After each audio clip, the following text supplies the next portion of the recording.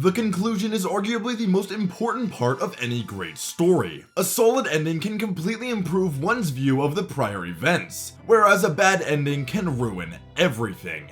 The Legend of Zelda is a series with a lot of different stories, and within these stories lie some great endings, though not all of them are equally as good. This raises the question, which games have the best endings and which have the worst? In this video, I will be ranking the endings of all 21 mainline Zelda games from worst to best. When creating my list, I decided the ending for each game would be anything that happens after the final boss fight, so events directly after the final hit till the very end of the game will be considered. I also only ranked mainline Zelda games in this video, meaning no spin-offs like Hyrule Warriors are included. When ranking these endings, I took many different things into account, though this list was created entirely on my own opinion and experience with each ending. Oh, and obviously spoilers for every single Zelda game ever, so feel free to skip past any games you haven't played yet. Don't forget to subscribe to the channel for more Zelda content just like this. And with all of that out of the way, let's rank every Zelda ending from worst to best.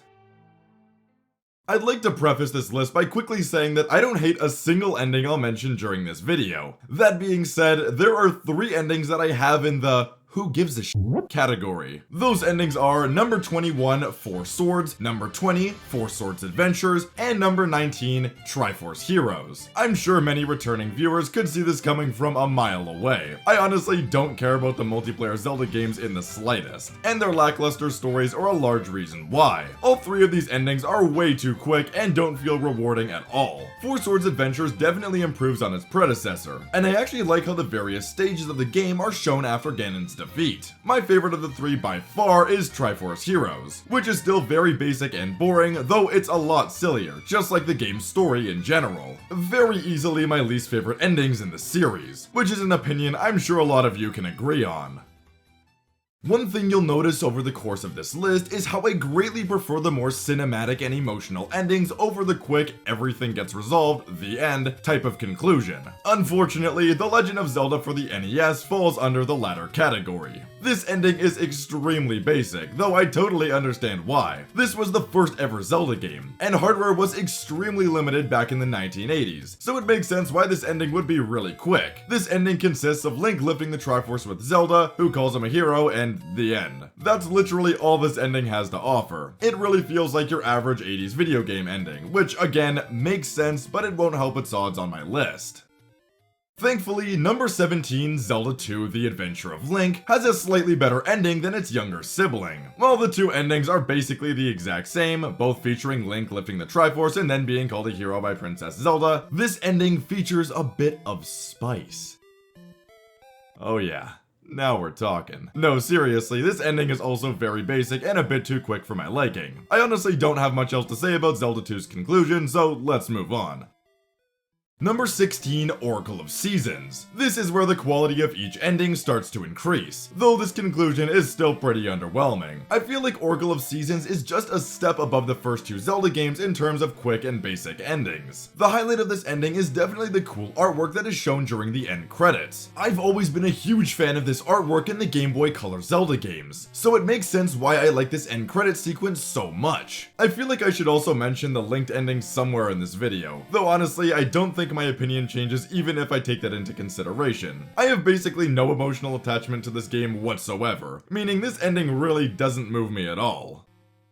Surprisingly, Oracle of Ages also features a very disappointing ending. I've always been a big fan of this game's story, and think it is far better than the other Game Boy Color game. My favorite part of the Oracle of Ages ending has always been the fun interactions with the main cast. The characters in this game are one of the leading reasons why I enjoy this story so much. Characters like Ralph, Ambi, and Nehru have some really great dynamics, and watching them interact again at the end of the game is a nice treat. This ending also features a great end credit sequence with some really cool artwork. I feel like this game is one that features a great story overall, but a very basic ending to wrap everything up, which isn't necessarily a bad thing, it just means it won't place any higher on my ending exclusive list.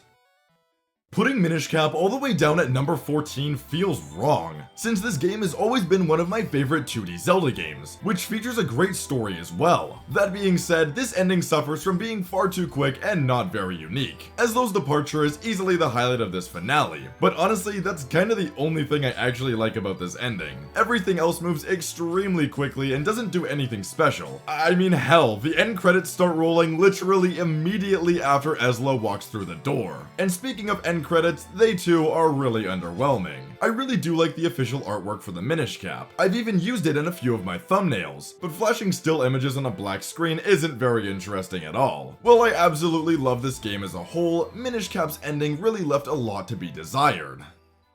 Number 13, Echoes of Wisdom. We've arrived at the latest installment of the Legend of Zelda series. To put it bluntly, I think Echoes of Wisdom has a good ending, but like the conclusions I've already talked about, it lacks the sauce to make it special. While I might like Ezlo as a character more than Tri's departure was far more emotional for me. Their dialogue at the end was really sweet but also sad, which does a great job at representing the character. I also really appreciate the scene that plays directly after, where we can see the people of Hyrule come together to welcome back both Link and Zelda. While these scenes are kinda cliche at this point, I still think they're really cute. This ending in general is really predictable, No's defeat resulting in Hyrule being free of the various rifts, which is a very basic Zelda ending outline. I feel like this ending could have benefited from being just a bit longer, though I do still think it's a solid conclusion, and definitely the best we've seen so far.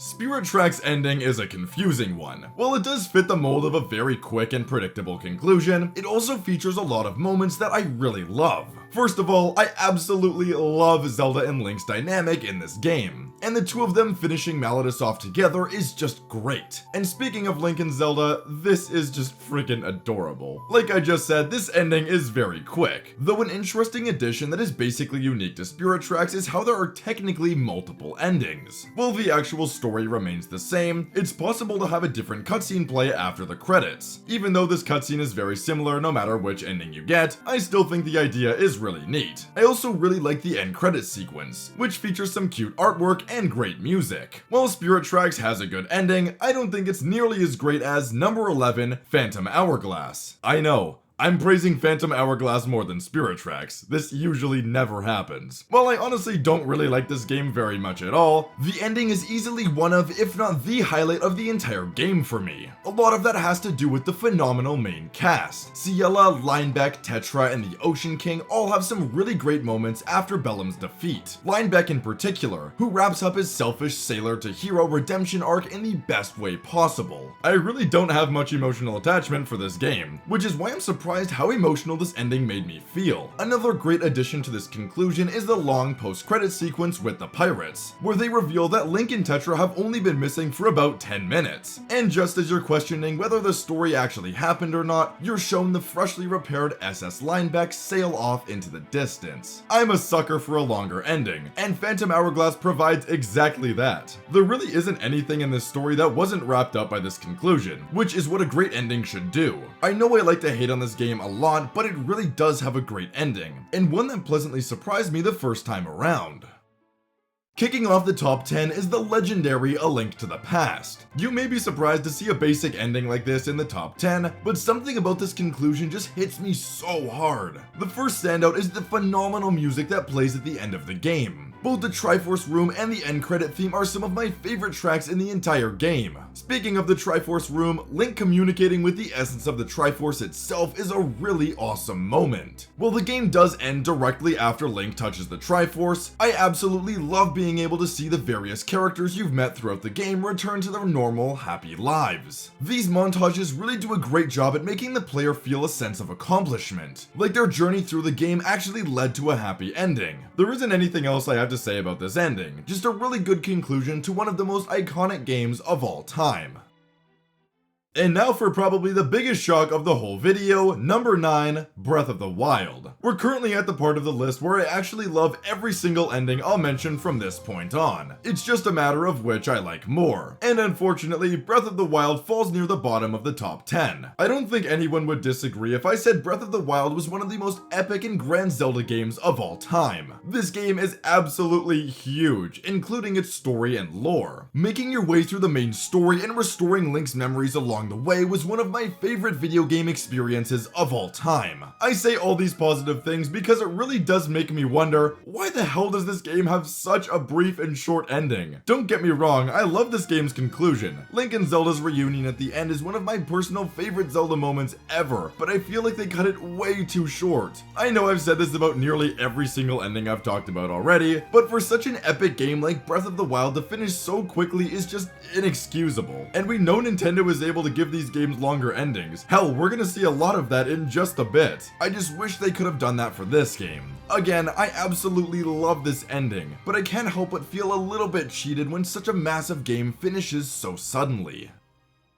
About a year and a half ago, I ranked every Zelda story from worst to best. In that video, I said that Majora's Mask was my favorite of them all, which is an opinion that remains the same. And with all that said, number 8, Majora's Mask. While it may have my favorite story in the entire series, the ending is just good. I actually think the conclusion does a great job at wrapping up the game, while also leaving some unsolved mysteries for the player to think about. Majora's Mask's ending is one of the most rewarding in the series. Seeing the once hopeless people of Termina celebrate as the moon disappears really makes you feel like your journey was worthwhile. A few of my favorite scenes in the ending would be when Skull Kid speaks to the giants, which is a very adorable moment and really helps his character. The Happy Mask salesman mysteriously vanishing with no explanation at all, the wedding between Anju and Cafe, though it's a shame we didn't get to see Adult Cafe, and of course, the Deku Butler weeping over his son's dead corpse. That's a personal favorite of mine. I honestly feel like the reason why I don't love this ending as much as the others is due to the fact that the main story is just that good, making a really good ending seem bland compared to the rest of this poetic masterpiece. And for that reason, it won't place any higher than number 8.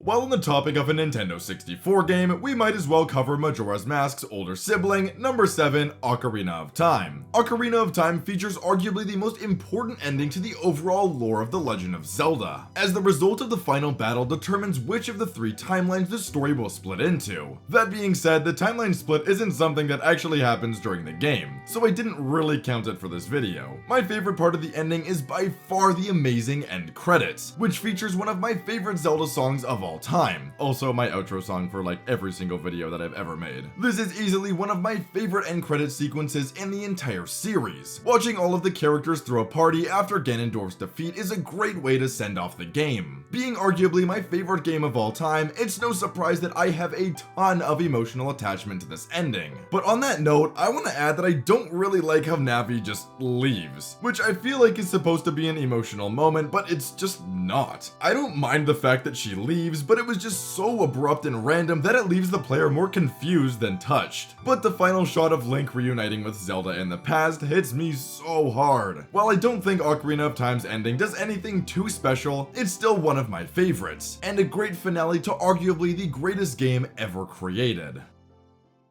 Every single ending I'll mention from here on out is great, and a lot of my top 6 could be switched around depending on the mood. But for now, I decided to go number 6, Tears of the Kingdom. This is by far the most epic conclusion in the series to date. It's visually gorgeous, featuring some incredible colors and cinematography, not to mention the phenomenal soundtrack that plays during said moments. Speaking of moments, Link reaching out to Zelda's hand is probably a top 3 Zelda moment ever for me, and the music in the background is so incredibly fitting and makes the moment so much better. The only reason why Tears of the Kingdom's ending isn't any higher on my list is how I have some issues with it. I'm not a huge fan of Zelda transforming back into her human form so quickly. I understand why and how it happened, using time-related powers, but I feel like it took away from Zelda's ultimate sacrifice. But it did give us some more great Link and Zelda moments, so I guess it's not that bad. I also didn't find myself getting emotional over Minoru's farewell at the very end of the game, which, like Navi leaving, was a moment I feel like was supposed to be really sad, but it just didn't hit me. But I do really like the moment when the new sages dedicate themselves to protecting Hyrule, which happens moments before. Tears of the Kingdom's ending is everything Breath of the Wild should be and more.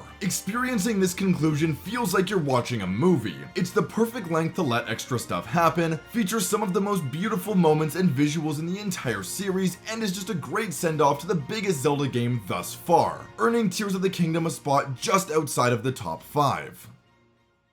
Number 5, Twilight Princess. Twilight Princess features one of the most universally loved endings in the series, and for good reason. My personal favorite part of this ending is Midna's amazing character conclusion. Her story arc is one of the best in the entire series, and it comes full circle after the final boss, where she makes the unselfish decision to destroy the only gateway between Hyrule and the Twilight Realm, meaning she can never visit her friends again. This moment is both beautiful and really emotional. Link and Midna's dynamic is one of my favorites in the series, and knowing that they can never see each other again after this point is really tragic. Oh, and on the topic of Midna, anyway, Ganondorf getting his neck snapped by Zant is a surprise. Super dark way to go out, but I guess it's in character for the game. The end credit sequence is also amazing. I've mentioned already how I love credits that show the different characters after the game's main events, and Twilight Princess is a prime example. Seeing great characters like King Bulblin, Prince Rallies, or the people of Ordon Village live a new life is a very rewarding feeling. And speaking of Ordon Village, they gave Colin a sword and shield. This is so fucking adorable. Seriously, I love Colin, and watching him follow in Link's footsteps hits me so hard. This ending gets a ton of praise from the fanbase, and it totally makes sense why. Twilight Princess concludes in a damn near perfect fashion, but there are still a few endings that I like just a bit more. Number 4, Skyward Sword. Skyward Sword has always been one of the most cinematic Zelda games. To me, this game's story is actually the most movie-like of them all, which thankfully means Nintendo gave us a great finale to wrap everything up. First of all, we gotta talk about the impact and importance of this ending. Remember earlier when I said Ocarina of Time featured arguably the most important ending in the series? Well, the only reason that's a debate is because Skyward Sword exists. Demise cursing those with the blood of the goddess, Zelda, and the spirit of the hero, Link, to fight a reincarnation of his hatred, Ganondorf, in an endless cycle quite literally gives us the Legend of Zelda as a whole. And unlike Ocarina of Time, this event actually happens in the game. This ending is also extremely emotional. While Impa's passing was really sad, Fi's farewell hits me like a truck every single time. I think Fi in general is an extremely overhated character, and her finale is one of the leading reasons why. Her explaining how she had felt happiness for the first time while serving Link is so damn sweet, only for her to disappear into the Master Sword for ages to come. During all of this, the most beautiful song you've ever heard in your entire life is playing in the background. I think Skyward Sword has the best soundtrack in all of Zelda, and the songs that play during the ending strengthen this take even more. This conclusion is also really long, which I've mentioned already is a huge positive for me. For being one of the most cinematic, emotional, beautiful, and important endings in The Legend of Zelda, Skyward Sword rightfully earns its spot near the top of the list. Number 3, A Link Between Worlds. You guys knew this one would be high, but I promise it's not my bias getting in the way. For being a smaller 2D game, it's kinda shocking how long and well done the A Link Between Worlds ending really is. I had mentioned at the very start of the video how I was counting everything after the final boss fight as a part of the ending. Thankfully, this game has one of my favorite moments in the series right after you guys defeated. Both Ravio and Hilda are two of my favorite characters in all of Zelda, and they're both given some really well-written character moments during this finale. Hilda redeeming herself and coming to her senses after Ravio convinces his friend to do the right thing is just beautiful. Ravio's twist is also really great, revealing that he and Link are actually one and the same, being each other's Lorulian and Hyrulean counterparts. This reveal gives Link and Ravio a very interesting contrast, since they're more polar opposites than they are the same. And of course, after everything, Link and Zelda use the Triforce's power to grant Lorule their very own, bringing hope to this broken kingdom. These cutscenes are so unbelievably well done, and is one of my favorite aspects about this game. From emotional character moments to the hopeful conclusion, this ending has it all. I also want to add how I really like the end credit sequence, which is very similar to its spiritual predecessor, A Link to the Past. This is one of my favorite instances of the characters living after the story montage that this franchise loves to use. But that could be because I love this game's cast so much. Being arguably my favorite game of all time, time, it's no surprise that A Link Between Worlds finds itself in the top 3, and in very close contention for the top spot. But I don't think its ending is as quite as good as number 2, The Wind Waker. Well, this ending isn't nearly as long as the ones before it. It does the absolute most with the time it's given. My favorite part of this ending by far is everything related to Daphnes no Hansen Hyrule, who has probably my second favorite character moment in the entire series. The dialogue where he explains he must sacrifice both himself and his kingdom for the future of Hyrule is so well written. This monologue is also very emotional, as the king knows that the history of his kingdom will essentially be wiped if he allows the gods to flood his land, though he decides to make the unselfish decision that would benefit the future generations. The soundtrack that plays during all of this is one of the best in the entire series, being a slow, emotional remix of the iconic Hyrule Castle theme, a very fitting theme for the king himself. I also really appreciate the final scene, which shows the game's main characters aboard the pirate ship. To me, the reason we're shown all of these characters together at the end of the game is to show that they are the future that Daphnes no Hansen had sacrificed himself for, which just makes this ending even more poetic. This ending also does a great job at setting things up for the next games in the timeline, being both Phantom Hourglass and Spirit Tracks. And while they may not be my favorite games, their close connection to Wind Waker is always something I can appreciate. This game's ending is phenomenal, and some would even say perfect, but there's still one ending I need to talk about.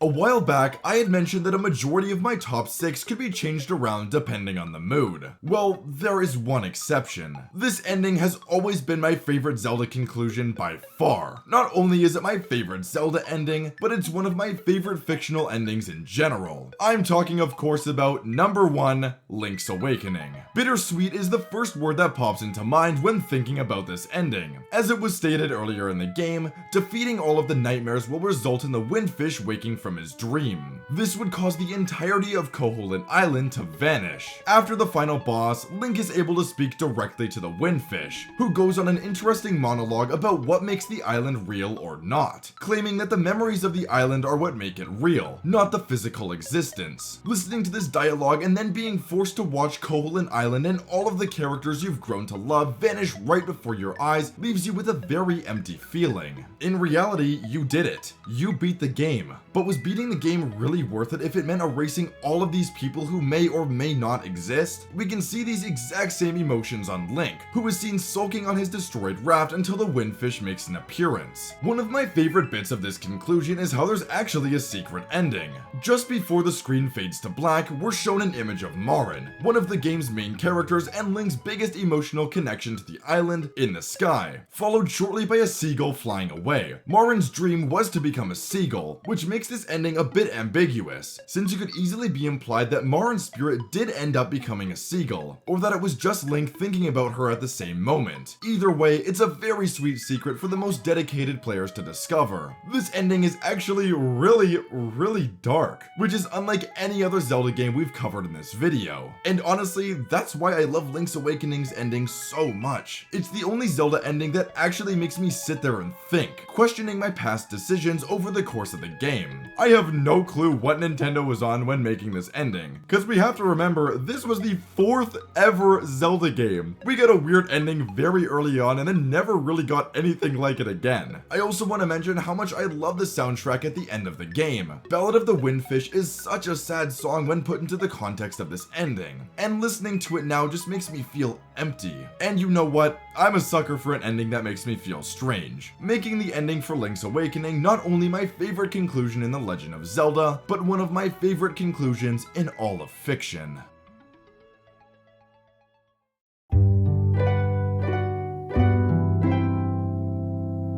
Thank you all so much for watching the video. If you enjoyed it, be sure to subscribe to the channel for more Zelda content just like this. We are so close to 25,000 subscribers, and it would mean the world to me if you could help me achieve my goal. If you want to get closer to both the community and myself, be sure to join the official Ryan64 Discord server. The invite link is in both the description of this video and my channel. If you like talking about Zelda, other video games, or honestly just anything in general, be sure to join. I appreciate all the continued support over the course of my channel. It means a lot to see you all enjoying the content so much. Thanks again for everything, you guys are the best, and I'll see you all in the next one.